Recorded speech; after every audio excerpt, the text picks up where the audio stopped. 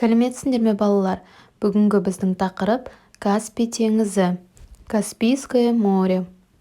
Жаңа сөздер, новые слова. Напиши в словарь, выучи. Бағалау, ценить, оценивать. Көгал, лук, уылдырық. Икра, қоқиқаз, фламинго, шағала, чайка. Бірінші тапсырма сұрақ-жауап түрінде сөйлесіңдер. Ответьте на вопросы. Каспий теңізі туралы естідің бе? Ты слышал про Каспийское море? Я естідім. Каспий теңізі Қазақстанның қай аймағында орналасқан? На каком регионе расположен Каспийское море? Батыс өңірінде. Каспий теңізінің жағасында қандай қала бар? Какой город есть рядом с Каспийским морем? Ақтау қаласы. Жаңа сөздерді менімен бірге оқы. Повтори, прочитай. Көгал, уылдырық, қоқиқаз, шағала. Сұраққа жауап беріңіз.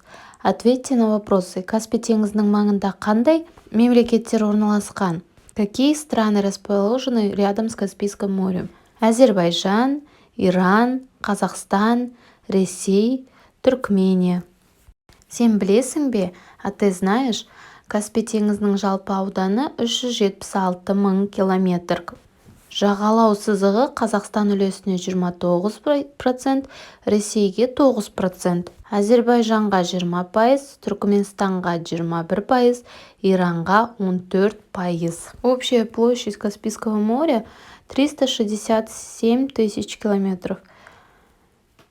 Граница с Казахстаном 29%. С Россией 9%, с Азербайджаном 20%, с Туркменстаном 21% и с Ираном 14%.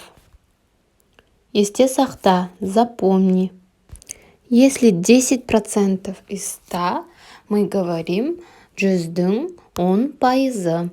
Үшінші тапсырма, дәптерге диаграмманың суретін сал, пайыздық көрсеткіштерді және мемлекеттердің атауын жаз. Нарисуй диаграмму в тетрадях и напиши с процентами страны. Мәтінді оқы. Прочитай текст. Мен Ақтауда тұрамын. Ақтау қаласы Каспий теңізінің бойында орналасқан. Каспий теңізі өте үлкен. Теңіз солтүстіктен оңтүстікке қарай 1200 километрге созылып жатыр. Каспий теңізінде балықтардың көптеген түрлері бар. Олардың ішінде қызыл балық аса қымбат бағаланады.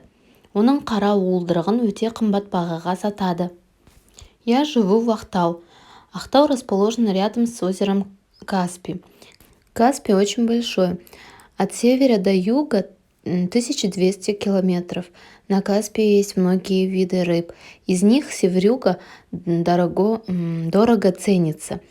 Его черную икру продают очень дорого. Теңіздің маңында құстар да жүреді.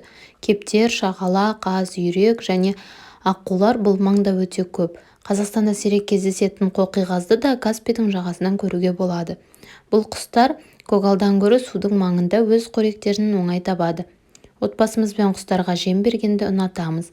Теңіз жағасын қоқыстан тазалау жұмыстарына да қатысамыз. Жазда отбасымен бірге теңізге шығамыз. Қайыққа отырып балықтарды қызықтаймыз. Летом вместе с семьей выходим на море. Любуемся на рыб, катаемся на лодке. На море есть и птицы. Голуби, чайки, утки, лебедей очень много. И фламинго тоже можно увидеть на море. Эти птицы хорошо находят свою еду больше на море. Мы любим давать корм птицам. Бесінші тапсырма, сөйлемдерді оқы, дұрыс мәліметті анықта. Найди правильную информацию. Каспий теңізінің маңында қоқиқаз бен аққу жүреді. Теңіздің айналасында қоқыстар қалдыруға болмайды. На этом мы закончили урок. Оставь комментарий, мне будет очень приятно. И подпишись на канал, чтобы не пропустить следующий урок. Спасибо за внимание. Осымен біздің сабағымыз аяқталды. Келесі сабақта кездескенше сау бол.